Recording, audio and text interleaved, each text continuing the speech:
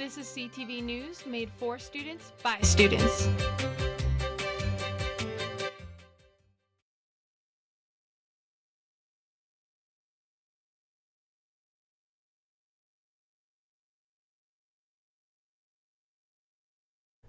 "24 hours after one of the most windy days of the year, Fort Collins is now much more calm, with the wind slowing down and snow making an appearance of its own." You can see as we look at campus that Colorado has shown its crazy weather once again. Thank you for joining us tonight this evening. I'm Hannah Tran.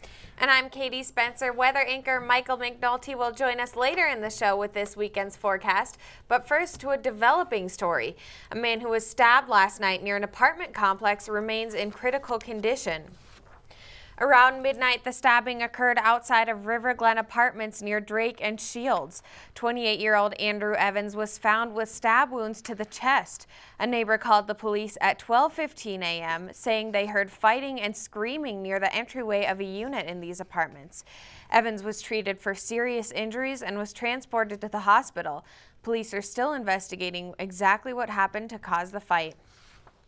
And staying in Fort Collins, for all of you avid bikers out there, CSU has recently installed a bike fix-up station right outside Green Hall on campus. The use of the station is free for students and is equipped with tools a cyclist might need for a quick repair or tune-up. Chris Swanson, a bike mechanic at Brave New Wheel Bike Shop, will be manning the station on Tuesday and Wednesday mornings from 8:30 to 10:30. He will offer maintenance and minor repairs, while teaching bicyclists basic repair tips. High winds may have been to blame for the fire that took place at 1 this morning at the Colorado Feed and Grain Building in Timnath. The building was partially destroyed, but luckily no one was injured. Main Street was temporarily shut down for several hours after firefighters worked to put the fire out. Witnesses say the high winds knocked over a power line on the adjacent roof. Officials were called in when a neighbor saw the power line spark the fire. Many states throughout the nation strive to match Colorado's policy on clean energy. Just this month, a new Clean Energy Center has opened on campus to help do just that. Bill Ritter teamed up with CSU to advance clean energy policies throughout the nation. Officials here believe that policy changes are the first step for change. The center is located at Johnson Hall near the Oval. The center hopes to implement more policies to increase sustainable regulations. The center is also collaborating with CSU researchers. Colorado has the second leading renewable portfolio standard in the nation. The center hopes to share this. To talk about how did Colorado do this? How did we accelerate renewable energies, clean energies in the state of Colorado? And then how might we help them accelerate and advance their clean energy policies? And staying on the topic of renewable energy, CSU has its own engines and energy conversion lab that finds alternative energy solutions for the globe. Students are directly involved with the research at the lab. There's many different experiments here. Some projects deal with creating stoves that reduce the amount of carbon monoxide that's released. These stoves are sold internationally. Other experiments test different sources for sustainable biodiesel. These projects address the rising problem of emissions from fossil fuels and a shortage. The most renowned research within the lab, however, involves engines and their emissions. Engine research, I would say that this is one of very few labs like this in terms of the size and scale of our engine research capabilities. All right, coming up, we'll be joined by Michael, who has your 7-day forecast. Plus, we're going to talk CSU athletics with Reno Boyd. Stay with us.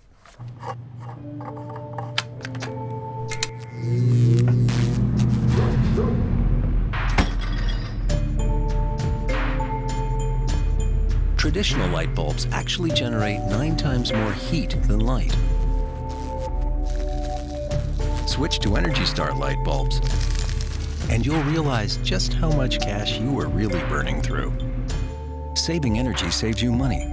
Learn more at EnergySavers.gov.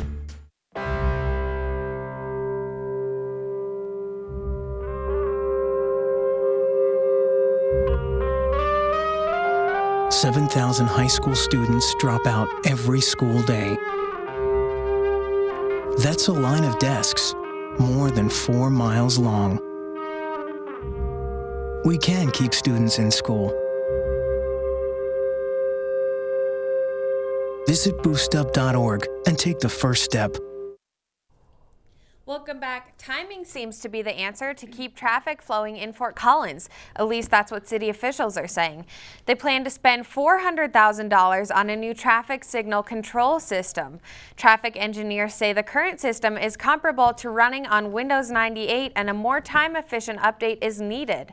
The new system will only be noticed from behind the scenes, but motorists should see a difference that will keep congestion at ease. Installation will happen this summer. And winter is in full swing, and with the cold weather comes sickness. Which is the best place to go for treatment? I went to find out. It's the middle of winter, and students are getting sick. The question of where to be treated may be on their minds. The major question is it all about personal convenience? Or would you rather go off campus and be guaranteed a doctor visit? Ann Hudgens, the director of the CSU Health Network, encourages students to use the services offered on campus.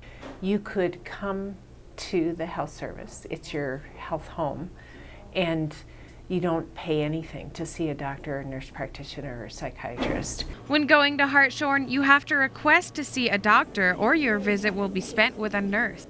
We've got a triage clinic that's staffed with 5 full-time nurses and 1 nurse practitioner that sort of works to keep the whole thing moving. One of the main benefits of staying on campus is the cost. We're not in this for profit. Our mission is to serve students the most cost effectively as we can. Otherwise, the best option for seeing a doctor the same day would be to go off campus to an urgent care clinic. Hudgens says the Health Network has been accredited on the same level as any other service. I'll put our clinic and our doctors up against any. You won't find an organization that has better people involved than ours. Hartshorn is open Monday through Friday from 7:30 to 4:30 and offers both appointments and walk-in services.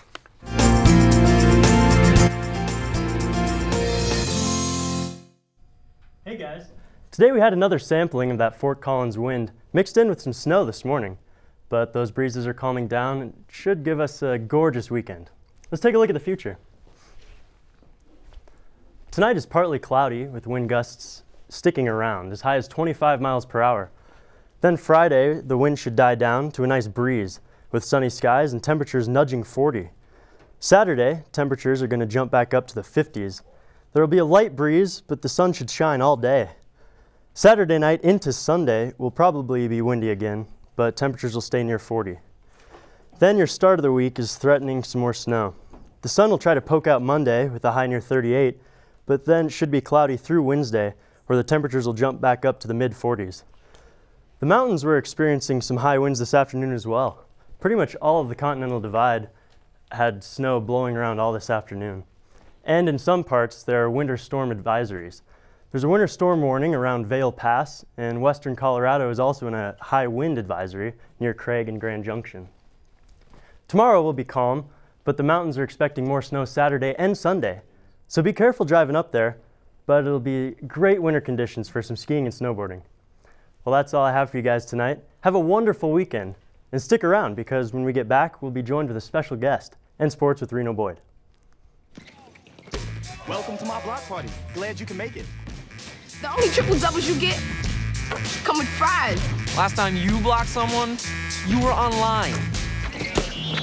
I can do this all day. Your moves are just gay. Using gay to mean dumb or stupid, not cool. Not cool. Not in my house, not anywhere. It's not creative, it's offensive to gay people. And you're better than that. Colorado State University is committed to expanding access to education. Today, that includes online learning. CSU brings faculty and programs to students around the state and around the world. With flexibility to earn a degree online from a world-class university, and the ability to balance education with work and family. Learn more at succeedwithcsu.org. We're joined now by Tim Gold and Jason Bona from the Admissions Ambassador Program. Thanks for coming, guys. Thank you very much. Thanks for having us. So tell us a little bit about this program. So the biggest thing we do is give tours of campus. Besides that, we also host visit days, which we have a lot of high school students actually come to campus and check us out all at the same time. The other thing we do is call prospective students with something we call a RAM call and give them a little bit more information about us. That's awesome. And you all have your recruitment period to become an admission ambassador coming up, correct? Oh, yes, we do. Those information sessions are held Wednesday, February 29th from 5 to 6 p.m., Thursday, March 1st from 3:15 to 4:15 p.m., and from 5 to 6 p.m. on March 1st as well. And our more information to become an admissions ambassador, you can get that at www.admissions.colostate.edu/ambassadors. All right, that should be very helpful for students. And thank you, Tim and Jason, for coming to the show. And good luck with your recruitment. Thank you very much. Awesome.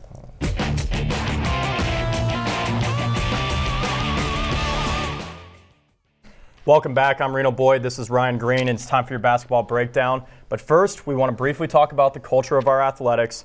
Ryan, we were both at the game, the big upset over New Mexico on Tuesday, and take a look at what the seats looked like 10 minutes before game time. Yeah, you know, we finally got a night off, so we decided to go enjoy ourselves a basketball game, and we thought we were going to be clamoring for seats, but that wasn't the case. There was just a lot of empty seats, and what the sad thing was is that this was a ranked New Mexico team, number 18. We beat a top 25 team before, this season, and then you would think we would get a huge crowd for this, but it just wasn't there. I think what's so upsetting about this, too, is the fact that it seems like obviously we don't have the fan support. We only need to get 2,500 fans there, which is about 10% of our student body.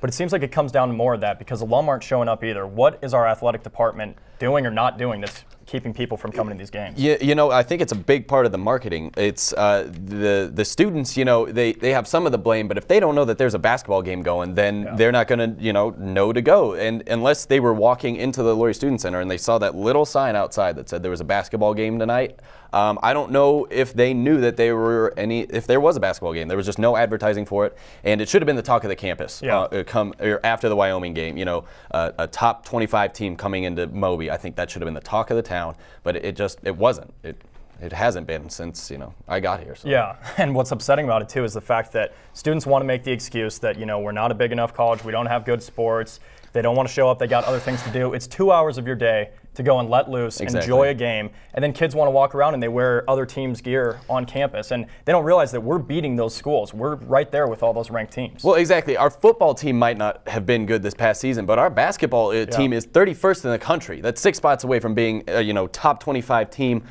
We can't just have bias against or one team and have it represent all of our teams. The basketball team is very, very good, and I think they aren't represented that way. And again, like you said, 10% of the student body, that's all we need to show up to games. Yeah.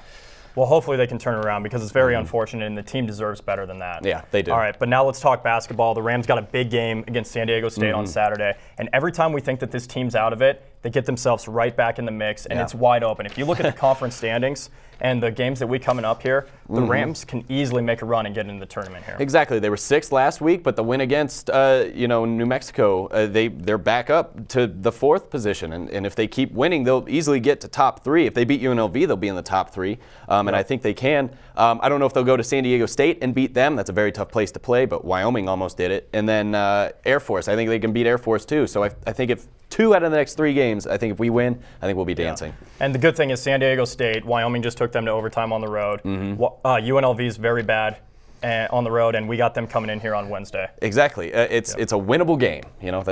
We can do it. I think we'll be dancing. All right. Well, make sure everybody goes to that game on Wednesday. You can follow us on Twitter. But actually, you know what? If you really want to do it, don't follow us on Twitter. Get that out of here. Get this graphic out of here. Come and see the game for yourselves. Okay? Get off Facebook. Show up to the game. Support your Rams.